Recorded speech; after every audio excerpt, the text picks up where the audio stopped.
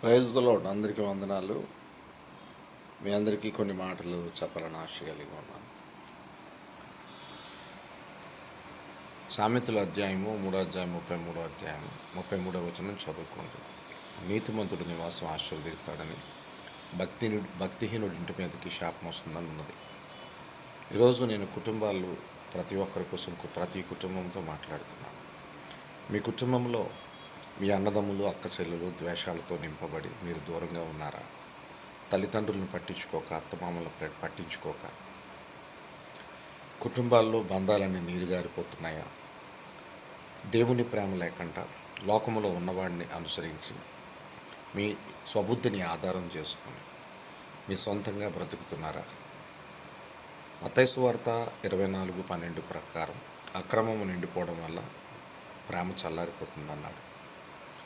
మరి లోకంలో ప్రేమ మీకు అక్రమంతో నింపబడి, అన్యాయంతో నింపబడి, సొంత అన్నయ్యని, సొంత అన్నదమ్ముల్ని, సొంత అక్కని, సొంత చెల్లిని ప్రేమించలేక, కనీసం కన్న తల్లిదండ్రుల్ని, అత్తమామల్ని కూడా ప్రేమించలేక, పిల్లలను కూడా సరిగ్గా పెంచలేక, ఒక ఇంటికి వచ్చిన పెదనాన్ని కానీ, ఇంటికి వచ్చిన చిన్నాన్న కానీ మీ పిల్లలతో సంతోషంగా మాట్లాడనివ్వకుండా వారిపై భయంకరమైన విషపు మాటలు పిల్లలకి మప్పి, మీ చిన్నాన్న ఇలాంటివాడు, మీ పెదనాన్న ఇలాంటివాడు, మీరు మాట్లాడొద్దు, మీ అత్త ఇలాంటిది, మీ పెద్దమ్మ ఇలాంటిది, మీ పిన్ని లాంటిదని విషపు మాటలు నింపుతున్న నీవు దేవుడి ప్రేమతో నింపగలవా? దేవుని ప్రేమతో నింపబడగలవా? మనిషిలా నువ్వు ఆలోచిస్తూ అనవసరంగా నీ ఇంటి మీదకి శాపం తెచ్చుకుంటున్నావు. దేవుడు నినువలు నీ పొరుగువారిని ప్రేమించు అన్నాడు. ప్రేమించలేక నువ్వు ఉన్నావు. మార్కు సువార్త 12:31 ప్రకారం పైవారిని ప్రేమించమన్నాడు దేవుడు. నీ ఇంటి వారిని ప్రేమించలేక ద్వేషాలతో కుటుంబాలంతా కూడా బంధాలన్నీ చల్లారిపోతున్నాయి. దేవుని ప్రేమతో నువ్వు నింపబడితే తెలుసుకొని బంధాలని కట్టుకోండి. అసూయలు, ద్వేషాలు, మూర్ఖత్వం, చిరాకు, అహంభావం, గర్వం పక్కన పెట్టి తోడబుట్టిన వారితో కలిసిమెలిసి ఉండడానికి ప్రయత్నించండి. నా జీవితంలో మేము చాలా పెద్ద ఫ్యామిలీ. దేవుణ్ణి నమ్ముకున్నాక నమ్మక ముందు నేను ద్వేషించేవాడిని, అన్నదమ్ములని తిరగబడేవాడిని, చిన్నప్పుడు ప్రేమించేవాడిని. వయసు వచ్చేటప్పటికి తిరుగుబాటు స్వభావంతో ఉన్నాను నేను.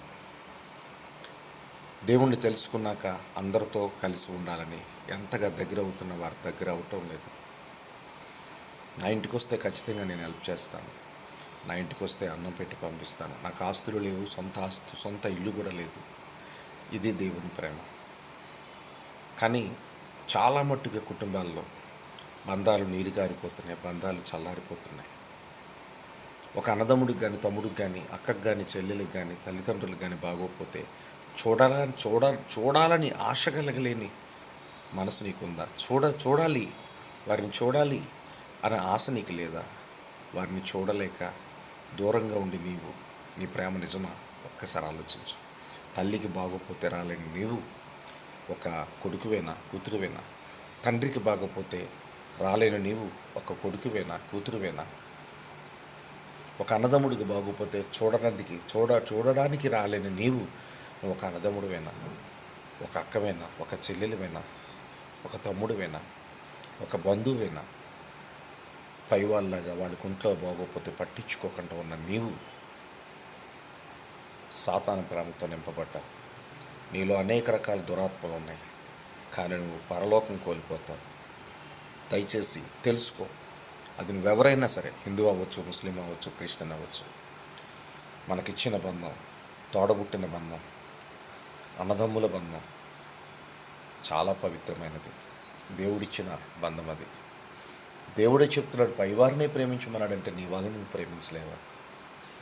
ఈ రోజుల్లో, ఈ కాలంలో తల్లిని కానీ, తండ్రిని కానీ, తల్లిని కానీ, కుటుంబంలో ఎవరిని ప్రేమించలేని మనస్తత్వంతో బ్రతుకుతున్నారు. నేను, నా భార్య ఉంది, నా భర్త ఉన్నాడు, నా పిల్లలు చాలు అనుకుని మూర్ఖత్వంతో బ్రతుకుతున్నారు.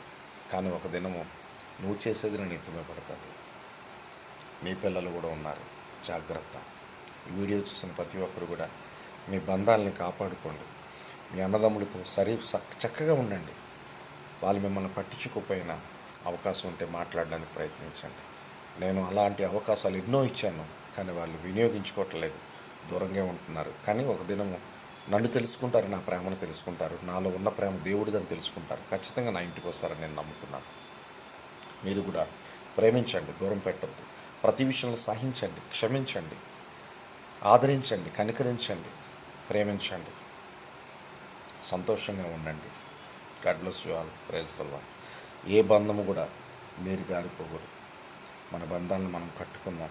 దేవుని ప్రేమతో దేవుడి మార్గంలో ముందుకు వెళదాం. ఒక దినం పరలోకమని వైకుంఠాన్ని చేరుకుందాం. దేవునికి మహిమ. Praise the lord.